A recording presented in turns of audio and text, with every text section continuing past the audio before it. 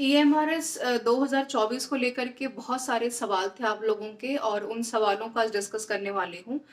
EMRS का अगर मैं बात करूँ, एकलव्य मॉडल रेजिडेंशियल स्कूल्स जिनकी की वैकेंसी 10,000 प्लस 2023 में आई थी, 10,000 प्लस वैकेंसी 2024 में आने वाली है और इसके साथ साथ 2025 में भी 10,000 प्लस वैकेंसीज ये निकालेंगे। टोटल अमाउंट ऑफ वैकेंसीज की अगर हम बात करें तो प्रिंसिपलशिप, पीजीटी, टीजीटी और नॉन टीचिंग को मिलाकर के 2023, 24 और 25 में टोटल 30,000 वैकेंसीज को भरे जाने के बाद इन्होंने कही है। नोटिफिकेशन जारी नहीं हुआ है। नोटिफिकेशन जैसे ही यहाँ पर आएगा तो मैं आपको डिटेल में इसके बारे में चर्चा भी करूंगी और बाकी चीजें भी बताऊंगी। अब ये चर्चा सामने आने के बाद सवाल होने और उठने लाजमी है। उसमें बहुत सारे क्वेश्चंस आप लोगों ने पूछे जिसको कि एक करके कंसिडरेशन में रख लेते हैं। इस वीडियो के नीचे एक डिस्क्रिप्शन बॉक्स में लिंक है जहां से जाकर के आपके मन में जो भी सवाल हैं उस वीडियो के माध्यम से आप उसको देख करके अपने सवालों को सुलझा सकते हैं। यहाँ मैं वो सारे कॉमन क्वेश्चन से डिस्कस करूंगी जो कि आपकी काम की चीजें हैं, जिससे कि आपको आगे फॉर्म भरने में या ईएमआरएस की वैकेंसी में अपनी एक सीट इंश्योर करने में काफी हद तक मदद मिलने वाली है। जो 2023 में बैठे बहुत अच्छी बात है, जो 24 में बैठने वाले हैं ये वीडियो उनके लिए भी काफी ज्यादा जरूरी है। तो शुरू करते हैं। देखिए, सबसे पहले ईएमआरएस एग्जाम 2024 में अगर मैं एलिजिबिलिटी क्राइटेरिया की बात करूं, किसके लिए? प्रिंसिपलशिप के लिए, वाइस प्रिंसिपलशिप के लिए, या फिर अगर पीजीटी और टीजीटी की भी बात करूं तो हिंदुस्तान के किसी भी कोने से आप बिलोंग करते हैं, आप पूरी तरीके से यहाँ पर एलिजिबल हैं फॉर्म भरने के लिए, राइट? पहली बात है। दूसरी, यहाँ पर अगर मैं प्रिंसिपलशिप की एज क्राइटेरिया की बात कर लेती हूँ तो 50 साल की एज इन्होंने यहाँ पर मेंशन की है प्रिंसिपलशिप के लिए, पीजीटी के लिए 40 इयर्स की है और टीजीटी के लिए इन्होंने की है 35 वर्ष। और ये मैं जो एज क्राइटेरिया आपको बता रही हूँ, ये एज क्राइटेरिया यहाँ पर यूआर कैटेगरी के लिए, यानी जनरल कैटेगरी और रिजर्व्ड कैटेगरी के लिए है। एज रिलैक्सेशन बिल्कुल मिलने वाला है। यदि आप एसटी एससी से बिलोंग करते हैं तो यहाँ पर 5-5 साल प्लस कर लीजिएगा, और यदि आप ओबीसी कैटेगरी से बिलोंग करते हैं तो आपको यहाँ पर 3 साल यहाँ पर आपको एड ऑन कर लेने हैं। तो ये चीज आप ध्यान में रख सकते हैं, जो कि काफी ज्यादा जरूरी और अहम होने वाली है। और अगर यहाँ पर जो सबसे इंपॉर्टेंट बात है, देखिए, अगर आप पीजीटी और टीजीटी के लिए जाना चाहते हैं, सीधी सी बात है, सेंट्रल लेवल का ही क्वालिफिकेशन क्राइटेरिया रखा गया है। यदि आपका यहाँ पर मास्टर्स है, 50% मार्क्स के साथ बीएड आपने कर रखा है जिस भी सब्जेक्ट में, पीजीटी में मान लेते हैं कि भाई आपको यहाँ पर साइकोलॉजी में या फिर आपको पॉलिटिकल साइंस में फॉर्म भरना है, तो यदि आपकी उम्र 40 साल है यूआर कैटेगरी में, यदि आपने बीएड कर रखी है 50% मार्क्स के साथ, पॉलिटिकल साइंस में यदि आपका पीजी है तो आप बिल्कुल एप्लीकेबल हैं। किसी टेट की आवश्यकता यहाँ पर नहीं है, कोई एक्सपीरियंस नहीं चाहिए, बिल्कुल वैसे ट्रेन ग्रेजुएट टीचर में, क्योंकि बहुत सारे बच्चे अपीयर होते हैं। तो ट्रेन ग्रेजुएट टीचर में यदि आपके पास बीएड है, जिस भी विषय में आप फॉर्म भरना चाहते हैं कॉम्बिनेशन के साथ, उसके ऊपर मैं अलग से वीडियो बना करके बात करूंगी।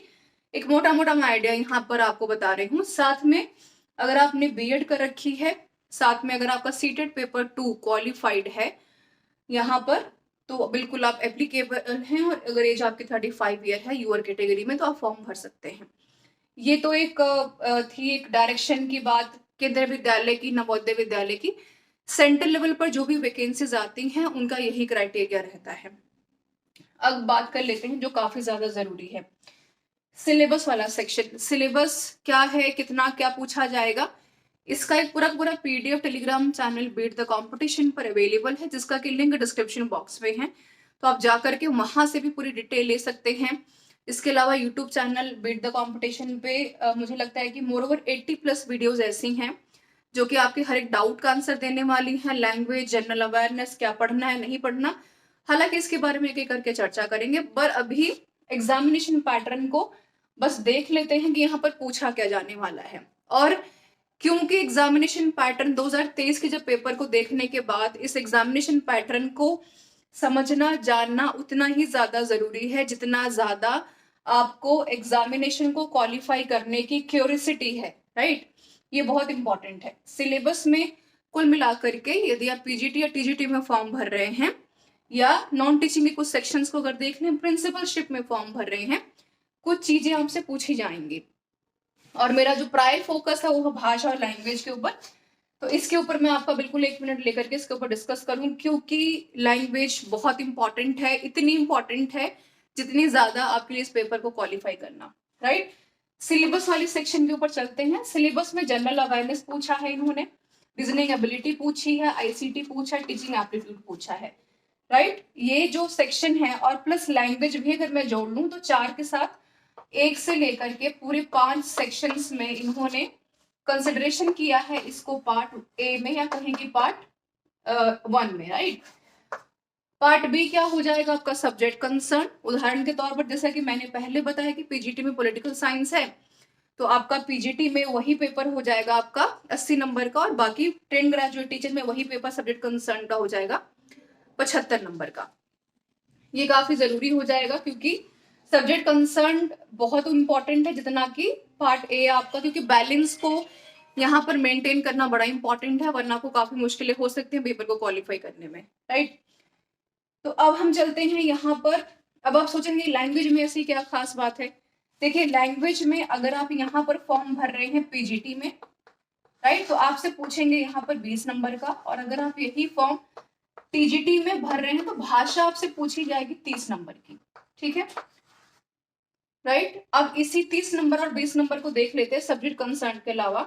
इन्होंने अपने नोटिफिकेशन में बकायदा ये लिखा है कि यदि आपका लैंग्वेज का सेक्शन क्वालिफाइड नहीं होता है तो आपका जो रेस्ट ऑफ द सेक्शन है, general awareness, reasoning ability, ICT, train graduate, माफ कीजिएगा, टीचिंग एप्टीट्यूड और साथ में सब्जेक्ट कंसर्न, वो चेक नहीं होगा।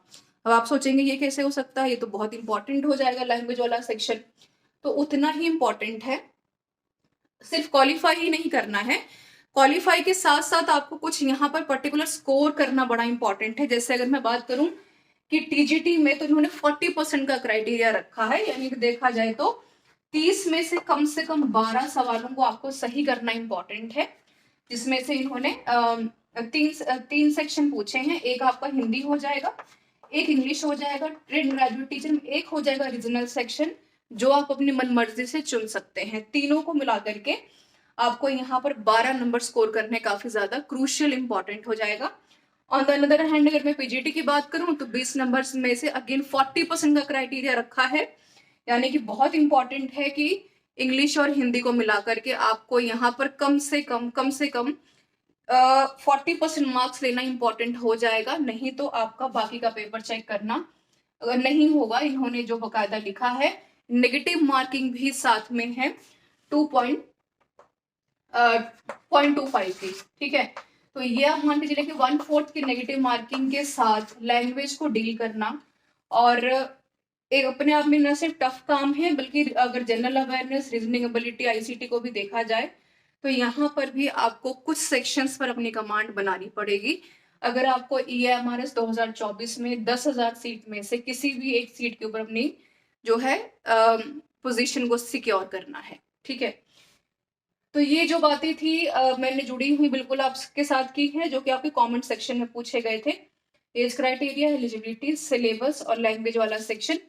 टाइम टू टाइम जैसे ही हम एक्सपेक्ट कर रहे हैं कि अप्रैल तक इसका जो नोटिफिकेशन ऑफिशियली जारी कर दिया जाएगा, उसके बाद एक एक करके और भी ज्यादा क्यूरियस तरीके से चर्चा करेंगे। और इससे पहले भी मैंने बताया कि बीट द कंपटीशन चैनल के ऊपर बहुत सारा completely free of cost content, Telegram के ऊपर भी, यूट्यूब के ऊपर भी बहुत सारी ऐसी वीडियोज अवेलेबल हैं जो लैंग्वेज से जुड़ा हुआ, general awareness, reasoning ability, ICT, train graduate teacher, post graduate teacher के हर एक सवाल का जवाब यहाँ पर दे रही है। फिर भी आपके हिसाब से अगर कोई सवाल छूट गया है तो आप कमेंट करके पूछिएगा। Try to give every your doubt, जो भी आपके दिमाग में चल रहा है उसको सॉर्ट आउट करेंगे और कोशिश करेंगे कि 2023 में जो EMRS का पेपर काफी ज्यादा आपके लिए डिफिकल्ट रहा, उसमें कोई डाउट नहीं, स्टैंडर्ड काफी ठीक ठाक था।